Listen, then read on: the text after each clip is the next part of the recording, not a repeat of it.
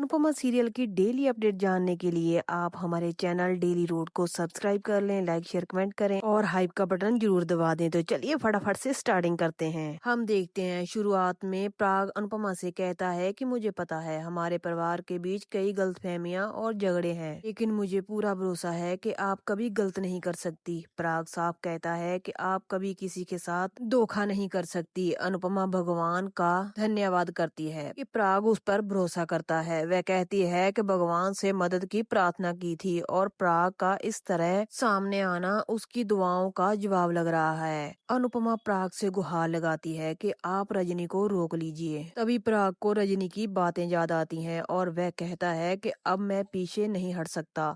मैंने इस प्रोजेक्ट के लिए अपना सब कुछ दांव पर लगा दिया है। ख्याति जी के अलावा किसी को भी नहीं पता कि इस प्रोजेक्ट के लिए मैंने अपना घर गिरवी रखा है। ये सुनकर अनुपमा हैरान हो जाती है। प्राग अनुपमा से कहता है कि आप मेरी मदद कर सकती हैं। अगर यह प्रोजेक्ट पूरा नहीं हुआ तो मैं और मेरा परिवार सड़क पर आ जाएंगे। अनुपमा यह सुनकर दंग रह जाती है। प्राग अनुपमा से गुहार लगाता है कि वह प्रोजेक्ट पूरा होने दे, वरना वो पूरी तरह बर्बाद हो जाएगा। वो अनुपमा से प्रेम, राही, परी और राजा के भविष्य के लिए पीछे हटने को कहता है। ये सुनकर अनुपमा भी पूरी तरह हैरान रह जाती है। वो दुखी होकर टूट जाती है।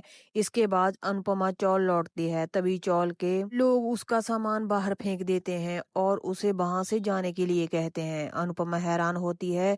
एक औरत गुस्से में चप्पल उठाकर मारने ही वाली होती है। तभी सरिता बीच में आकर अनुपमा को बचा लेती है। चौल वाले सरिता को बीच पड़ने से मना करते हैं। सरिता कहती है कि मैं अनुपमा के एहसान भूली नहीं हूँ। क्या तुम लोगों को थोड़ी सी भी शर्म नहीं है? जसप्रीत कहती है, तुम लोग अनुपमा का सामान फेंकने वाले होते कौन हो? अनुपमा मेरे घर में रहती है, मर्जी से रह रही है। तभी एक औरत कहती है कि तुम भी अनुपमा के साथ चौल से बाहर निकल जाओ। वो सरिता को भी चौल से बाहर निकलने के लिए कहती है। अनुपमा कहती है कि मैं आज लोगों को आपके घर वापस दिलाकर रहूंगी। जब तक आपको घर नहीं मिल जाते मैं यहाँ से नहीं जाऊंगी। मुझे अपनी गलती सुधारने का एक मौका दीजिए। चौल वाले कहते हैं, हमने तुम पर एक बार भरोसा कर कर देख लिया है, अब नहीं करेंगे। हम अपना खुद देख लेंगे। तुम यहाँ से चली जाओ। जसप्रीत उन पर गुस्सा करती है और सब में बहस होने लग जाती है। सरिता जसप्रीत को सपोर्ट करती है। सभी के बीच झगड़ा होने लग जाता है।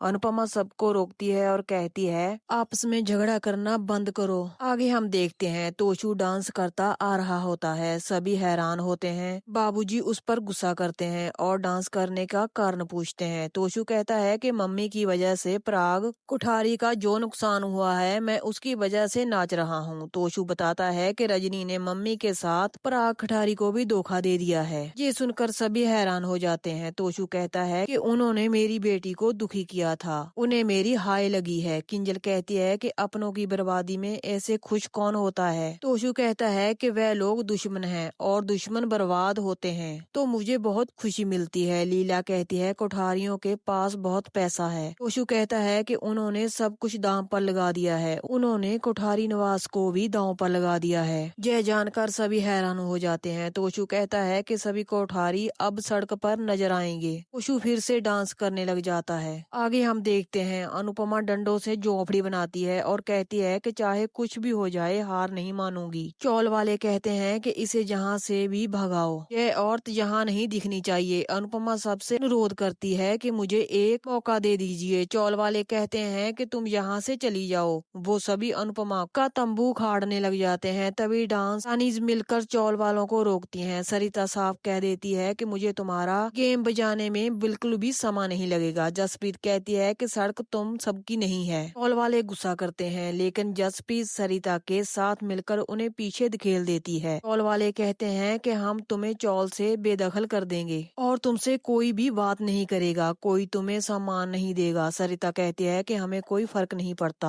अनुपमा सरिता और जसप्रीत से कहती है कि मेरी वजह से आप परिवार को खतरे में मत डालिए। चौल वाले अपनी जगह ठीक हैं, मेरी वजह से तुम अपनी मुसीबत क्यों बढ़ा रही हो? जसप्रीत और सरिता अनुपमा को गले लगा लेती है। परी कहती है कि ये लोग खुलकर आपका साथ नहीं देंगे, लेकिन हम दे सकते हैं। ईशानी भी सहमत होती है। दूसरी तरफ रजनी को अनुपमा का गुस्सा याद आता है और वो कहती है, अब तक मैं दोस्ती का लिहाज कर रही थी, इसीलिए शराफत से खेल रही है, लेकिन अब अनुपमा मेरा असली रूप देखेगी। दूसरी तरफ प्रेम अनुपमा को संभालता है। अनुपमा कहती है कि मुझे अब आदत हो गई है, मुझे गलत समझा जाता है, मैं खुद को संभाल लूंगी। तुम दोनों परी और ईशानी के साथ लेकर चले जाओ। प्रेम कहता है कि हम दोनों साथ लेकर ही जाएंगे। अनुपमा कहती है कि मैं इस लड़ाई को जीत ही लूंगी। राही अनुपमा को अहमदाबाद चलने के लिए कहती है, लेकिन अनुपमा कहती है कि जब तक मैं चौल वालों को उनका घर वापस नहीं दिलवा देती, मैं यहाँ से कहीं नहीं जाऊंगी। राही कहती है कि इन चौल वालों ने आपको धक्के मारकर बाहर निकाला है और आप इनकी फिक्र कर रही हैं। अनुपमा कहती है इनकी जगह कोई और भी होता तो यही करता। प्रेम और राही अनुपमा को समझाते हैं और साथ चलने के लिए कहते हैं। प्रेम कहता है भरोसा करना गलत नहीं होता, भरोसा तोड़ना गलत होता है। राही कहती है पहले ये तो देख लेना चाहिए था कि जिस पर भरोसा कर रहे हैं क्या वह भरोसा करने के लायक है या नहीं। प्रेम और राही में बहुत बड़ी बहस हो जाती है। अनुपमा उन्हें शांत रहने के लिए कहती है और उन्हें घर जाने के लिए कहती है। अनुपमा को प्राग की कही हुई बातें याद आती हैं और वो बहुत ही परेशान होती है। अनुपमा कहती है बुराई भले ही कितनी ही ताकतवर हो, जीत हमेशा सच्चाई की ही होती है। रजनी के पास शकुनी की चाल है, लेकिन मेरे पास कान्हा जी का सत्य है, तो जीत तो सिर्फ सत्य की होगी। प्रेम अनुपमा की बातों से सहमत होता है। इसके बाद रात में अनुपमा ईशानी और परी से कहती है कि तुम दोनों को प्रेम और राही के साथ चले जाना चाहिए था। परी कहती है कि आपने हमेशा हमारा साथ दिया है, तो हम आपको मुसीबत में अकेला कैसे छोड़ दें। ईशानी कहती है कि हम हर परिस्थिति में आपके साथ हैं। ईशानी और परी रजनी की इमेज खराब करने का फैसला लेती हैं और अनुपमा से कहती हैं कि हमें सोशल मीडिया से रजनी की सच्चाई सबको बतानी चाहिए। अनुपमा सहमत होती है। इसी बीच परी को तोशु का कॉल आता है। बाकी परी से कहती है तुम दोनों वापस आ जाओ, अगर मुंबई कुछ काम है तो